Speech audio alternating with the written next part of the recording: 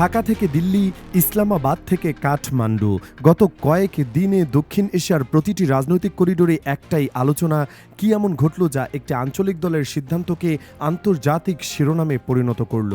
কেন হঠাৎ করে সাউথ ব্লক নড়িচড়ে বসল? কেন ভারতীয় গোয়েন্দা সংস্থা রয়ের কর্মকর্তারা জরুরি বৈঠকে মিলিত হলেন? কেন পাকিস্তানের রাজনৈতিক বিশ্লেষকরা নতুন করে দক্ষিণ এশিয়ার রাজনৈতিক মানচিত্র পর্যালোচনা করতে বাধ্য হচ্ছেন?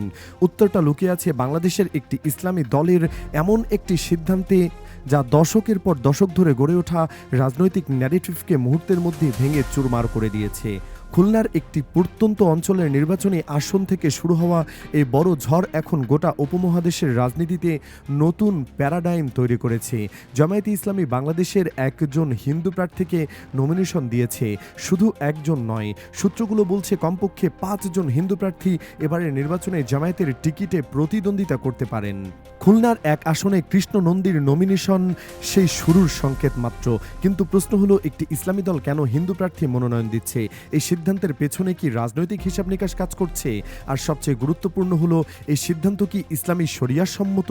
সিদ্ধান্তের পেছনের কূটনীতি বুঝতে হলে প্রথমে বুঝতে হবে দক্ষিণ এশিয়ার রাজনীতিতে ভারতের দীর্ঘদিনের একটি ন্যারেটিভ। বছরের পর বছর ধরে ভারতীয় গণমাধ্যম, বিশ্লেষক এবং সরকারি মহল থেকে একটি কথা প্রচার করা হয়েছে: বাংলাদেশের ইসলামপন্থী দলগুলো সাম্প্রদায়িক, এদের হাতে ক্ষমতা গেলে হিন্দুরা নিরাপদ থাকবে না, জামায়াত বা অনুরূপ দল ক্ষমতা এলে সংখ্যালঘুদের জীবন বিপন্ন হবে। এই ন্যারেটিভ এতটাই শক্তিশালী ছিল যে বাংলাদেশের অভ্যন্তরীণ রাজনীতিতেও এটি ব্যাপকভাবে ব্যবহৃত হয়েছে। কিন্তু আমিরে জামায়াত এক মাস্টার স্ট্রোকে সেই পুরো ন্যারেটিভকে উল্টে দিয়েছেন। হিন্দুরা শুধু জামায়াতের কাছে নিরাপদই নয়, হিন্দুরা এখন জামায়াতের এমপি প্রার্থী, হিন্দুরা ভবিষ্যতে জামায়াতের মন্ত্রীও হতে পারেন। এই একটি সিদ্ধান্ত দশকের পুরনো অপপ্রচারের ভিত নাড়িয়ে দিয়েছে। ভারতের প্রতিক্রিয়া দেখলেই বোঝা যায় এই সিদ্ধান্ত কতটা গভীরে আঘাত এনেছে। কৃষ্ণনন্দীকে নমিনেশন দেওয়ার পর থেকে ভারতীয় গণমাধ্যমগুলো সক্রিয় হয়ে উঠেছে। অপপ্রচারের ঝড় বইছে, তাকে আওয়ামী লীগের লোক প্রমাণ করার চেষ্টা চলছে, ভারতের দালাল হিসেবে চিত্রিত করার অপচেষ্টা চলছে। সবচেয়ে উদ্বেগজনক বিষয় হলো, ভারত থেকে সরাসরি হত্যার হুমকি দেওয়া হচ্ছে। ফোনে হুমকি, সামাজিক যোগাযোগ মাধ্যমে এআই ভিডিও দিয়ে ভুয়া ভিডিও, সবকিছু মিলিয়ে একটা সুসংগঠিত প্রচারণা চলছে যাতে কৃষ্ণনন্দী নির্বাচন থেকে সরে দাঁড়ান। কিন্তু এই উন্মত্ত প্রতিক্রিয়াই আসলে প্রমাণ করে দিচ্ছে জামায়াতের এই সিদ্ধান্ত কতটা কার্যকর হয়েছে। খুলনার একটি প্রত্যন্ত অঞ্চলের প্রার্থী সাধারণত জাতীয় শিরোনাম হওয়ার কথা নয়। বাংলাদেশের 300 আসনে 300 প্রার্থী থাকেন, তাদের মধ্যে কজনের নাম জাতীয় গণমাধ্যমে আসে? অথচ কৃষ্ণ নন্দীকে নিয়ে ভারতের মিডিয়া পর্যন্ত রিপোর্ট করছে। আল জাজিরার সাংবাদিকরাও এই বিষয়ে প্রশ্ন তুলছেন। এই আন্তর্জাতিক মনোযোগী প্রমাণ করে বিষয়টি কতটা গুরুত্বপূর্ণ। যারা এই সিদ্ধান্তের সমালোচনা করছেন তাদের একটু ইসলামী ইতিহাসের দিকে তাকানো উচিত। ইসলাম কি কোনোদিন অমুসলিমদের বাদ দিয়ে রাষ্ট্র পরিচালনা করেছে? আল্লাহর রাসূল সাল্লাল্লাহু আলাইহি ওয়াসাল্লামের সময়ে মদিনায় যখন ইসলামী রাষ্ট্রের সূচনা হলো, তখন সেখানে শুধু মুসলমানরা ছিলেন না, ইহুদি গোত্রগুলো ছিল, অন্যান্য ধর্মের মানুষও ছিলেন। তাদের সঙ্গে চুক্তি করে একটি সমন্বিত রাষ্ট্র ব্যবস্থা গড়ে তোলা হয়েছিল। খোলাফায়ে রাশিদিনের আমলে যখন বিশাল সাম্রাজ্য বিস্তৃত হলো, তখন খ্রিস্টান, ইহুদি, অগ্নি পূজক বিভিন্ন ধর্মের মানুষ ইসলামী রাষ্ট্রের নাগরিক ছিলেন। তাদের নিজেদের এলাকায় নিজেদের প্রতিনিধিরা তাদের দেখাশোনা করতেন, তবে চূড়ান্ত আনুগত্য থাকত খলিফার প্রতি। উসুলে ফিকহে জিম্মি কনসেপ্ট পড়লে দেখা যায় মুসলিমদের সঙ্গে কিভাবে রাষ্ট্রীয় সম্পর্ক স্থাপিত হতো সে বিষয়ে বিস্তারিত আলোচনা আছে। ইসলাম কাউকে জোর করে ধর্মান্তরিত করে না। তাহলে যারা অন্য ধর্মের আছেন তাদের কি খেদিয়ে দেওয়া হবে? না, বরং তাদের জন্য তাদেরই প্রতিনিধিদের মাধ্যমে শাসন পরিচালনা করা আরও বেশি কার্যকর ও ন্যায়সঙ্গত। কোরআনে বর্ণিত উদাহরণগুলো দেখুন। ইউসুফ আলাইহিসসালাম তৎকালীন মিশরের রাজার অধীনে অর্থমন্ত্রী হিসেবে দায়িত্ব পালন করেছিলেন। সেই রাজা মুসলমান ছিলেন না। আবার ফেরাউন এর শাসন আমলে মুসা আলাইহিসসালামের অনুসারীরা রাষ্ট্রযন্ত্রের সঙ্গে যুক্ত ছিলেন। এই ব্যতিক্রমী পরিস্থিতিগুলো প্রমাণ করে ধর্মীয় পরিচয় রাজনৈতিক অংশগ্রহণের একমাত্র নির্ণায়ক নয়। এবার একটু বাস্তব রাজনীতির দিকে তাকানো যাক। সেখানে উল্লেখযোগ্য সংখ্যক হিন্দু বসবাস করেন, কিন্তু পাকিস্তানের কোনো ইসলামী দল কি হিন্দু প্রার্থী মনোনয়ন দিয়েছে? উত্তর হলো না। জামায়াতে ইসলামী পাকিস্তান সহ অন্যান্য ইসলামী দলগুলো এখনও এই পদক্ষেপ নেয়নি। বাংলাদেশের জামায়াত এক্ষেত্রে দক্ষিণ এশিয়ায় অগ্রণী ভূমিকা নিয়েছে।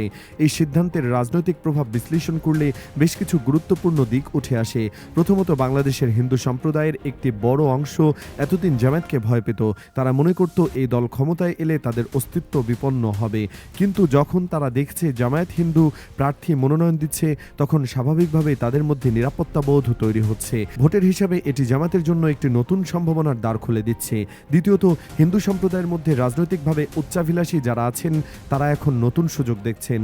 আওয়ামী লীগ বা বিএনপিতে নমিনেশন পাওয়া অত্যন্ত প্রতিযোগিতামূলক, কিন্তু জামায়াতে হিন্দু প্রার্থীদের প্রতিযোগিতা তুলনামূলক কম। যে কোনো উচ্চাভিলাষী হিন্দু নেতা এখন ভাবতে পারেন জামায়াতের মাধ্যমে সংসদে যাওয়ার অপেক্ষাকৃত সহজ। তৃতীয়ত, এই সিদ্ধান্ত জামায়াতের আন্তর্জাতিক ভাবমূর্তিকে ইতিবাচক প্রভাব ফেলবে। পশ্চিমা বিশ্বে ইসলামী দলগুলোকে প্রায় সাম্প্রদায়িক হিসেবে চিত্রিত করা হয়, কিন্তু যখন দেখা যাবে একটি ইসলামী দল সংখ্যালঘু প্রার্থী মনোনয়ন দিচ্ছে, তখন সেই ধারণা বদলাতে বাধ্য। চতুর্থত এবং সম্ভবত সবচেয়ে গুরুত্বপূর্ণ, এই সিদ্ধান্ত ভারতের দীর্ঘদিনের প্রচারণাকে নস্যাৎ করে দিয়েছে। এখন থেকে কেউ যদি বলে জামায়াত ক্ষমতায় এলে হিন্দুরা থাকতে পারবে না, তাহলে প্রশ্ন উঠবে, হিন্দুরা তো জামায়াতের এমপি, হিন্দুরা তো জামায়াতের নেতা, তাহলে কিভাবে থাকতে পারবে না? এই প্রসঙ্গ জামায়াতের রাজনীতির দিকে একটু তাকানো যাক। বিজেপি একটি হিন্দুত্ববাদী দল, এতে কোনো সন্দেহ নেই, কিন্তু ভারতে বহু মুসলমান বিজেপি করেন। দেওবন্দ মাদ্রাসা যে সহরানপুরে অবস্থিত, সেই এলাকায় বিজেপি অধ্যুষিত। সেখানকার অনেক মুসলমান মোদির ভক্ত। 3 তালাক বিল পাশ হওয়ার পর মুসলিম নারীদের একটি বড় অংশ মোদির প্রতি কৃতজ্ঞ হয়েছে। অনেক দেওবন্দি হুজুর কংগ্রেস করেন, অনেকে আবার বিজেপিও করেন। এর মানে কি? এর মানে হলো, যখন কোনো ধর্মভিত্তিক দল দীর্ঘমেয়াদে ক্ষমতায় থাকে বা ক্ষমতায় আসার সম্ভাবনা থাকে, তখন বিপরীত ধর্মের মানুষও সেই দলে যোগ দেয়। বিজেপি বারবার ক্ষমতায় এসেছে, তাই মুসলমানরাও বিজেপি করে। কিন্তু বাংলাদেশের কোনো ইসলামী দল এককভাবে ক্ষমতায় আসতে পারেনি। একটি বড় কারণ ছিল হিন্দু ভোট ব্যাংক এবং এদের পক্ষে ছিল না। এখন যদি হিন্দুরা জামায়াতে আসতে শুরু করেন, তাহলে এই বাধা অনেকটাই কেটে যাবে। চরমোনাই পীর সাহেবের দল ইসলামী আন্দোলন বাংলাদেশ এখন তৃতীয় বৃহত্তম দলে পরিণত হয়েছে। তারাও নিশ্চয়ই জামায়াতের এই পদক্ষেপ পর্যবেক্ষণ করছে। সম্ভাবনা প্রবল যে অদূর ভবিষ্যতে তারাও একই পথে হাঁটবে, কারণ বড় দল হওয়ার সঙ্গে সঙ্গে সব ধর্মের মানুষকে সঙ্গে নেওয়া প্রয়োজনীয়তা তৈরি হয়েছে। এখানে একটি বিষয় উল্লেখ করা দরকার, জামায়াত এবং চরমোনাইয়ের বর্তমান সুসম্পর্কের কারণে চরমোনাইপন্থীরা এই সিদ্ধান্তকে ইতিবাচকভাবে দেখছে। কিন্তু যদি এই সম্পর্ক না থাকতো, তাহলে কি হতো? সম্ভবত তখন কেউ কেউ জামায়াতে ইসলামকে বের করে দেওয়ার দাবি তুলত, নানা গালাগালি করত।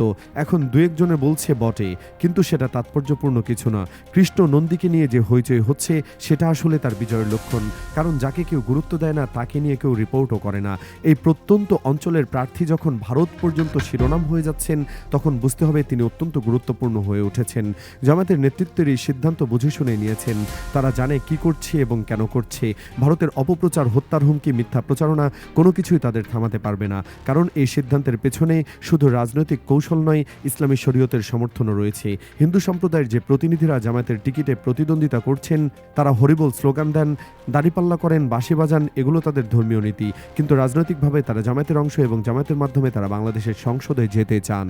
এই যে পুরো ভারতবর্ষ জুড়ে তোলপাড়, এটাই প্রমাণ করে জামায়াত কতটা বড় একটি রাজনৈতিক পরিবর্তন ঘটিয়েছে। দক্ষিণ এশিয়ার রাজনীতিতে এটি একটি নতুন প্যারাডাইম। আমিরে জামায়াত ইতিহাস সৃষ্টি করেছেন। এখন দেখার বিষয় এই নতুন পথে আর কে হাঁটবে।